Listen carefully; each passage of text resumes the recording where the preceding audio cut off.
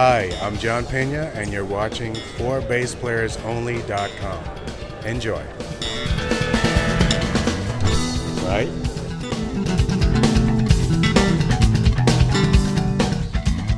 Hi everybody, John Liebman here. You're watching ForBassPlayersOnly.com. Here we are at the 2016 Winter NAMM show, Anaheim, California. Sitting next to me is the one and only John Peña. How you doing, John? I'm doing great.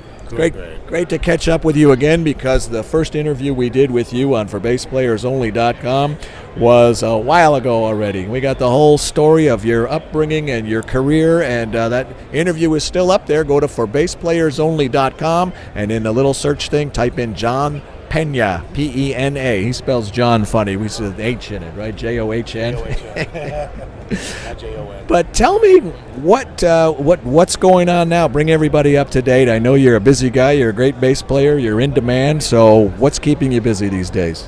Besides doing studio work at home, because guys send me tracks and I record at home, I also do some overdubs in some of the major studios in LA. We just finished doing a project that David Garfield is producing.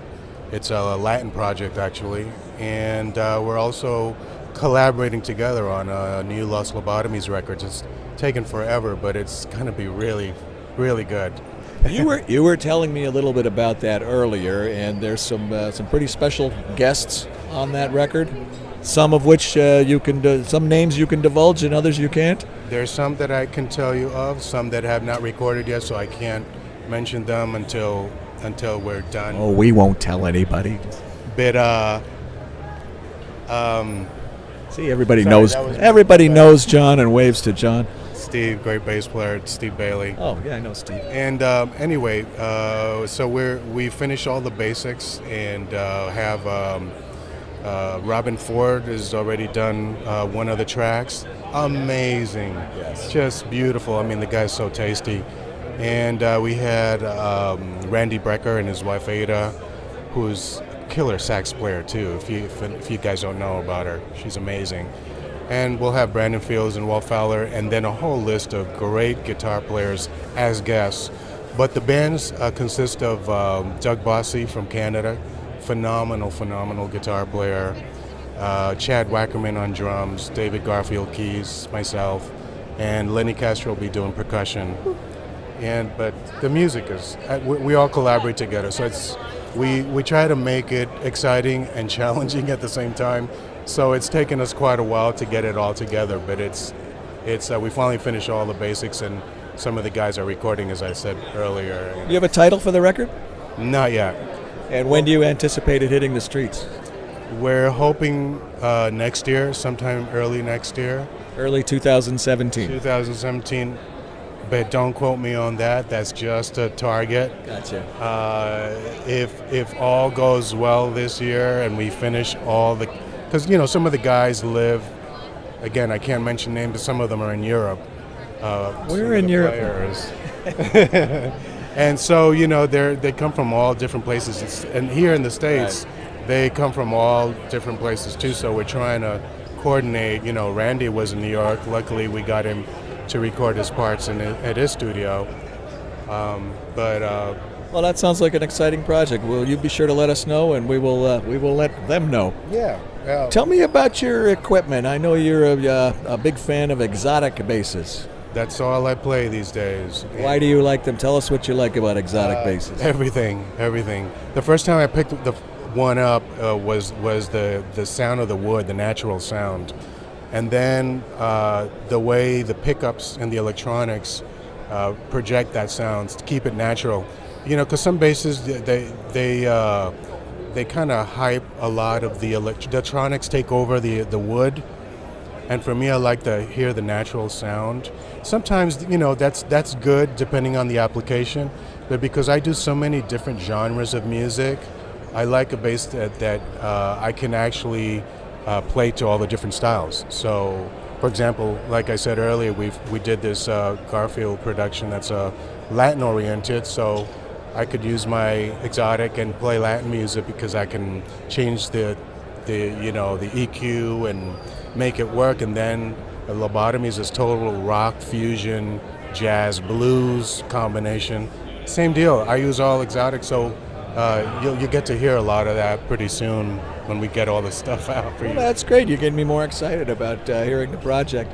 How about after that project or whatever else you might be working on during that project? What else is in store in the future? Anything that you know of already, or anything that you would just like to do or hope to do in the future? I'm doing a couple of things with Olita Adams. Really? Love her. She's an amazing R&B, jazz artist, singer, keyboard player. And we have a really nice quartet with James Hare on guitar and John Cushon on drums. And we just have a blast. Well, you do play a wide variety of genres. Yes. I was going to say you can go to allmusic.com and check out all the discography there. It's a couple of pages long, but yeah, it's a wide variety of music. So I'm doing Olita, doing a couple of things with Garfield, with all-star bands, so that's what's going on right now. I'm working on possibly getting some movie contracts locked in for some music. I'm involved in the music department. So that's been one of my goals, is to get in the TV and film business. I have been writing with other partners and getting stuff placed as cues and things like that. So that's been fun. But we're trying to get into the scoring composition part of the movie and television thing. So, there's a few things that have been on the burner, so to speak, and we'll see when that comes to fruition. So those are a couple of things that I'm looking forward to the future. Great. Please keep us posted on all that exciting stuff. Yeah. Last question, John, and I don't remember if I asked you this in our previous interview or not, but what would you be if you were not a bass player? Something outside of music. I was actually, I got accepted to this college that I wanted to go to because I loved ROTC, computers, flying planes. That's what I wanted to do originally. And I was always, like I said, in the previous interview, I've been playing since I was 6 and picked it up professionally at 17. So when I got to do my first professional gig at 17, that changed everything. So I kind of skipped college. I said, I'm going to do music. I like this better. And so that's what happened. But that probably would have been into flying planes and in computers. I always loved computers. So interesting. I like computers too, but they don't always like me. Yeah. Well, great, John. Keep us posted on all that stuff. You got some really cool projects, and we look forward to seeing the outcome, as I'm sure you do too. So keep doing what you're doing. We'll keep enjoying it. Much luck and continued success to you, and thanks for sharing some few minutes with us. Thank you, John. It's always a pleasure. Always a pleasure. At the 2016 Winter NAMM Show with John Peña, I'm John Liebman. You're watching for BassPlayersOnly.com.